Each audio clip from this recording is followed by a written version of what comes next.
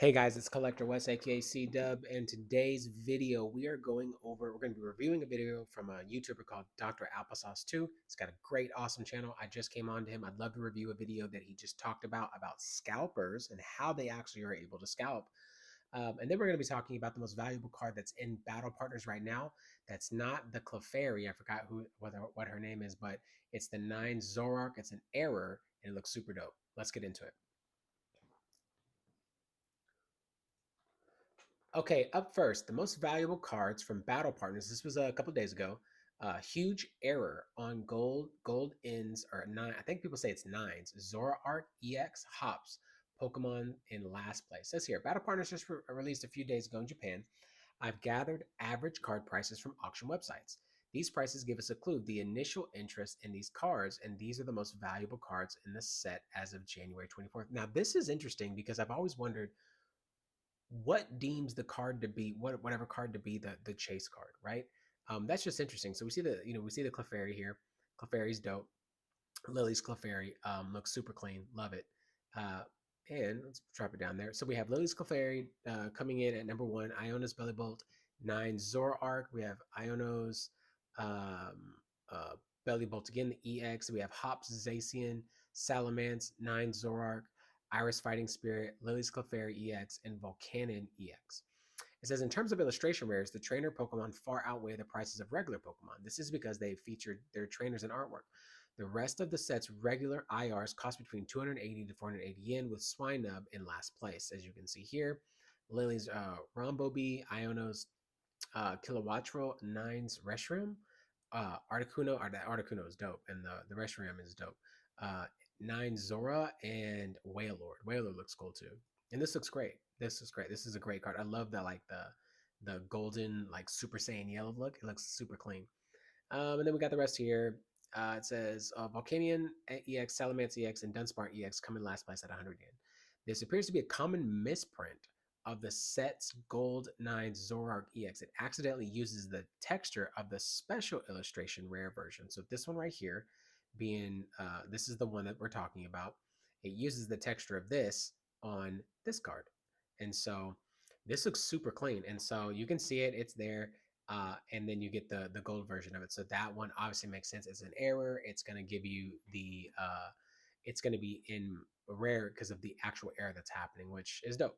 The error version costs around 80,000 yen. I don't know how much that is in dollars, which technically makes it the most valuable card of the set. So I've seen somebody pull this in a video, not a video that like a short video, and it looks super dope, super clean, and it's there. It's definitely in there, so you have a chance to get it. So, anyways, guys, let's hop over to the next topic.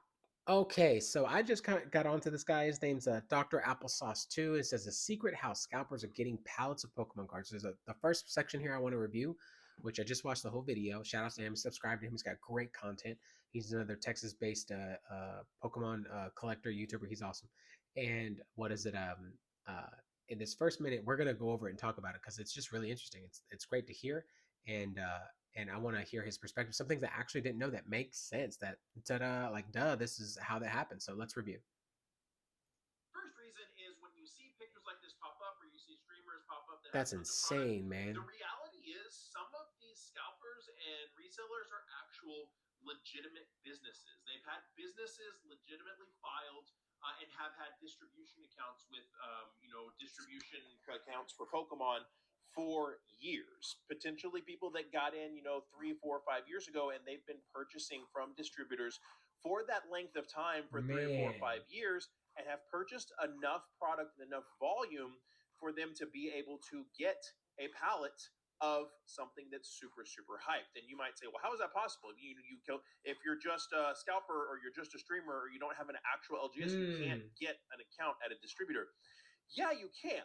There's a very very common misconception, and it'll happen in the comments. People will say you can't get an account with a distributor if you don't have an LGS.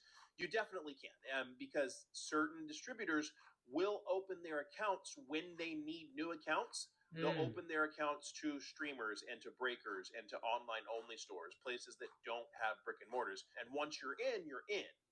They're not going to just kick you out if you continue to buy product. You continue to buy product. So there are legitimate businesses that all they do is resell Pokemon cards that have gotten in with these distributor accounts under breaker accounts and under various other types of accounts that have done that for 3 or 4 years and have purchased the appropriate quantities, and now they are able to get their hands on pallets of Pokemon cards like Prismatic Evolutions. That Okay, so shout outs to him. That was about a minute and some change. That starts at like 1 minute, and I stopped it at 2:48.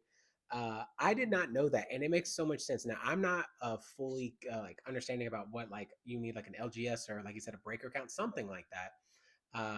But it definitely shows me that like the reason why people are able to get these cards is because they have an account, whether it's brick or mortar or something like that, or not at all, and they have a legit. They've been doing this for a while, and that's how they make their money, right? That's how they make their living.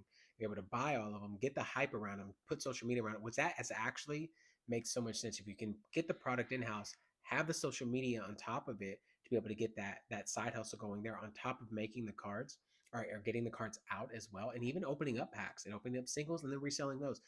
You've got a good business on your hand. I can't blame them. I mean, I sucks that they buy them all, and then they sell them at a ridiculous high price. But still, the idea here is that that's how they get it, and that would make sense. Sometimes in my mind, I'm thinking a scalper is already ready to go, and he just goes to the store and buys everything. But it would make sense. Way more, it's logical that you and easy to get an account with a distribution center who gets the product in, and then you are actually buying from them directly, which you probably get a better price for, a way better price. And then you're able to flip those, and if you're smart, you're going to flip that into social media as well. So yeah, that's probably how it happens. And then people who obviously go to the store, if they need to pick up anything else, they'll probably pick that up as well, just to add to what they have in terms of their already collection or everything they have, and they're ready to resell at a higher price. And people will buy it. And you don't have to buy it. You shouldn't buy it. You should buy it at MSRP. If you want to buy an expensive product, obviously you can. Your money is your money. You do with it what you want. Um, and still, like there, I have a friend who sent me a link or I found a link in the link there was an Evolving Skies unopened ETB. And this online store I've been finding, I collect online store sites, so I give them to you guys in videos, so you can go buy cards if you can't find them in Japanese, Korean, simplified Chinese, English, etc., and good prices. And they have an Evolving Skies ETB that's not open. It's $250. It's what, 6 times more, almost 5 times more than what it was at 50. That's what their normal cost.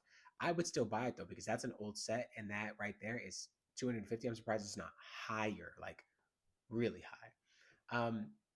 But you got to buy. Like if you want to get into those sets, you're gonna have to buy, and you're gonna have to chunk up some change. And I get it.